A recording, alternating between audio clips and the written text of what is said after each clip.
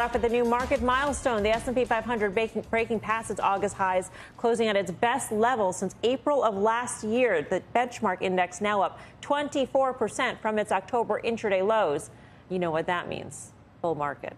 The Nasdaq seeing even bigger gains today, rising more than 1.5%. The tech-heavy composite up 28%, more than already on pace this year, on pace for its best first half since 1983. Meantime, oil prices tumbling 4.5%, briefly trading below $67 a barrel, settling at its lowest price since March. All of this ahead of tomorrow's CPI report and, of course, Wednesday's Fed decision. So has a rally gone ahead of itself? And will this week's data bring investors back down to earth? Guy, it seems like if you want to fight the market momentum, it's been a really tough battle here. Yeah, it's been futile without question. I mean, fighting the Fed would have been being bullish, but that's actually being right, and considering things since December or so. So, listen, it definitely leaves me scratching my head. Are the numbers important tomorrow? Yeah. You might get a revision from April, by the way, and we'll see what happens there. But are the numbers important? Absolutely. In terms of the rhetoric, though, I don't even know if it matters at this point what the Fed does. You know, we're still going to try to feel the effects of 500 basis points of hikes. And that's been my problem all along. It's not necessarily that the Fed's still in the picture or inflation's coming lower. We've all agreed that inflation is going lower. It's what is the impact of these rate hikes? And I don't think the market feels it. Certainly the economy doesn't feel it either. Yeah, I mean, we could get the revision. We could get a number which makes the Fed not pause, which could be sort of the little tape bomb there. But if they don't pause here and they pause the next meeting, I mean, does that really make a difference? No, I don't think it does, actually. I mean, they've already done so many hikes. And if we're talking about 25 basis points of movement, I don't think that really matters. I think it's going to be much more about the commentary and what data they're referring to that made them want to continue or want to pause. We'll see. We'll have some big data out between now and then. I don't know that it really matters as to this rally. I guess it's don't fight the Fed, and that the Fed is probably over-ish, right, near the end. Right. And so the worst is behind you, I guess. But I was sort of surprised at the strength of this market today. Yeah. There's still a lot of question marks about the consumer, though, and the consumer could see a lot more pressure having to pay student loans every month. I mean, that's an additional pressure on top of high interest rates.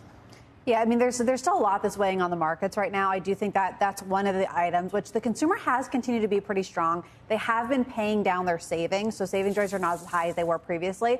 But the consumer's actually been holding in there a lot better than you've been realizing. You're seeing that with a lot of your retailers. And you're ultimately, I mean, unemployment is still record lows right now. You have the cash to be able to sustain this. And I think if that is able to continue, you could still see this soft landing down the line. And I think that's really what the markets are starting to price in.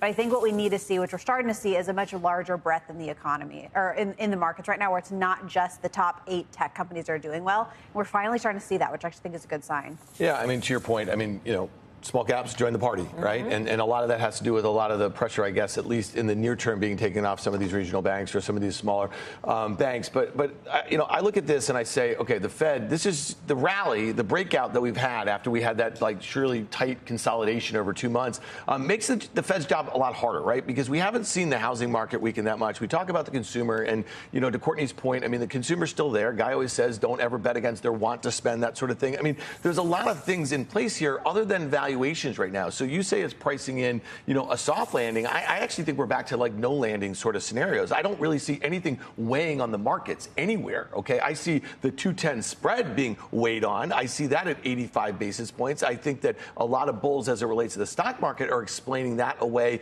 and what that means. And it's interesting that if the market is going to take a little bit more of a, I don't know what you want to call it, let's just say the CPI comes in around 4%. Let's say we have what some perceive as a dovish sort of, you know, meeting. It's not, I just don't understand. Like, if the stock market is going to rally off that, I don't know if that's a thing that you want to continue to buy. Now, I've said that for weeks, if not months right now. But I just don't think it sets up as a great scenario, because any hiccups in the economy and the market is easily priced for perfection. And then all the weak hands that have come in doing the chase right here, that kind of gets sold sort of first. And then you could have this cascading effect of those 8 big names that are all up 40% on average across the board that make up $7 or $8 trillion in market cap. So I think the higher we go, the more dangerous it becomes and the more complacency we see in things like the VIX and the MOVE index.